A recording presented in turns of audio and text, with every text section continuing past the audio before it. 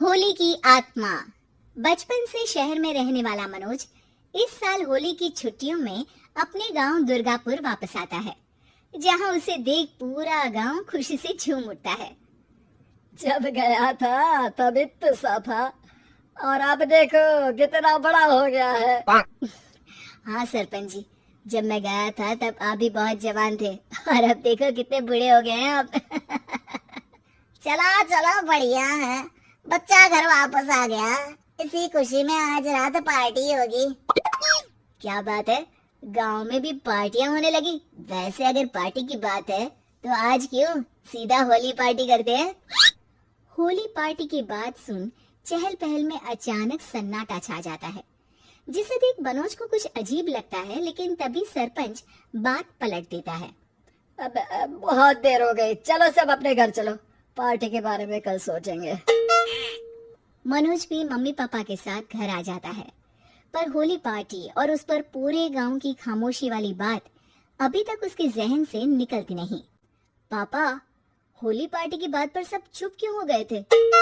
अरे होगी उनकी कोई अपनी बात, मुझे गांव की पंचायती थोड़ी पता है। थक गया हूँ, चलो सो जाते हैं, कल बात करते हैं। पापा की बात मानते हुए मनोज भी सोने चला जाता है। आज तो छुपा लिया, लेकिन हफ्ते बाद जब होली का दिन आएगा तब इसे कैसे रोकोगे? अगली सुबह सूरज के साथ ही मनोज भी गांव घूमने निकल जाता है, जिस पर रास्ते में उसे अपनी ही उम्र की कुछ लड़के भी मिलते हैं, जिनसे दोस्ती कर अब वो उनके साथ घूमने लगता है। इसी तरह कुछ दिन बीत जाते हैं और होली नजदीक आने लगती है। दोस्तों, होली में 4 दिन ही बचे हैं, पर गांव में उसकी कोई तैयारियां क्यों नहीं दिख रही? क्योंकि यहाँ होली नहीं मनाई जाती। अरे पर ऐसा क्यों? वो राजा भूषण। अरे तुम 4 दिन के लिए आए हो, क्या इतना सोच रहे हो? चलो कुछ खाने चलते हैं। इसी के साथ एक बार फिर होली की बात को टलते हुए देख मनोज को शक होने लगता है। वो घर पहुंचते ही इंटरनेट पर अपने गांव और राजा भूषण के बारे में जानकारी निकालने लगता है। क्या? मुझे आज तक ये नहीं पता था। ऐसा कैसे? किसी ने मुझे कुछ बताया क्यों नहीं? सारी जानकारी लेने के बाद मनोज गांव वालों या अपने मम्मी पापा से कुछ पूछे बिना खुद ही उसकी सच्चाई के बारे में छानबीन करने लगता है, जिसके चलते वो राजा भूषण की हवेली में पहुंचता है। वाह, क्या हवेली है यार! पर क्या यहाँ सच में कोई भूत है? हेलो भूत जी, कोई है क्या? हम इस साल गांव में होली सेलिब्रेट कर रहे हैं, क्या आप उस पर थोड़ा इंटरव्यू देंगे? मनोज के ऐसा बोलते ही गांव में तूफान उठ जाता है और हवेली में रखी सारी चीजें हिलने लगती है। एक अदृश्य शक्ति मनोज को धक्का देकर हवेली से बाहर निकाल दरवाजा बंद कर लेती है। ये सब देख मनोज हैरान रह जाता है। क्या अभी मुझे हवा ने धक्का देकर बाहर निकाल दिया?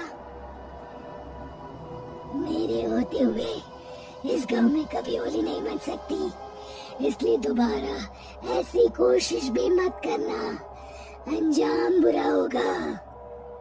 आवाज सुन मनोज हैरानी से इधर उधर देखने लगता है, पर उसे कोई दिखाई नहीं देता।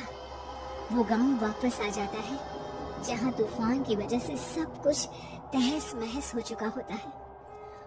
आखिर ये तूफान आया कैसे? ना ऐसा कोई मौसम था और ना ही हमने होली का त्योहार मनाने की बात की थी। सरपंच की बात पर कोई रिएक्शन दिए बिना मनोज चुपचाप अपने घर चला जाता है। इस तरह देखते ही देखते होली का दिन भी आ जाता है और मनोज रंग लेकर गांव में निकल जाता है, लेकिन गांव पूरी तरह खाली होता है। अरे त्योहार का दिन है, धूमधाम की जगह मातम क्यों मनाया हुआ है?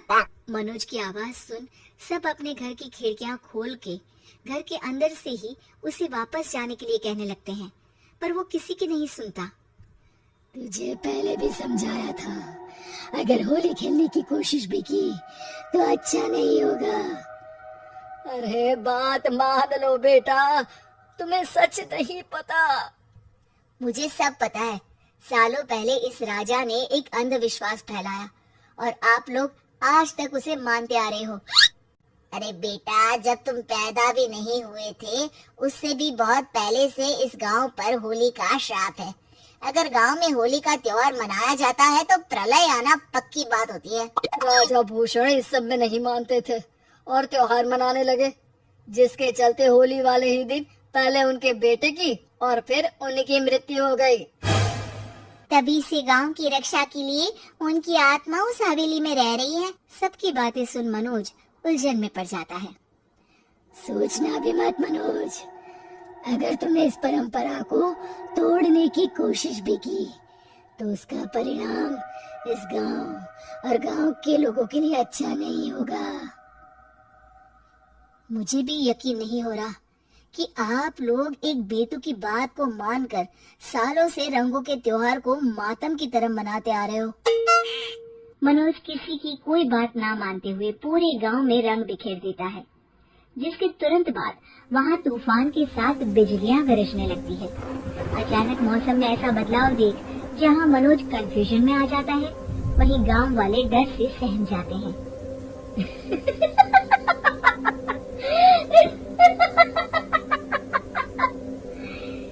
इस लड़के ने हमारे जैसे सिर्फ अपने स्वार्थ के लिए नहीं बल्कि पूरे गांव की खुशियों के लिए यहाँ होली मनाई है, जिस वजह से अब इस गांव पर होली का श्राप टूटता है। ऐसा बोलकर राजा का भूत वहां से गायब हो जाता है, जिसके बाद गांव के लोग धूमधाम से होली मनाते हैं। खुशियों के रंग गांव में बिखरे ही होते हैं कि अगली सुबह अचानक मनोज कहीं गायब हो जाता है और एक बार फिर गांव में होली का नया राज शुरू हो जाता है।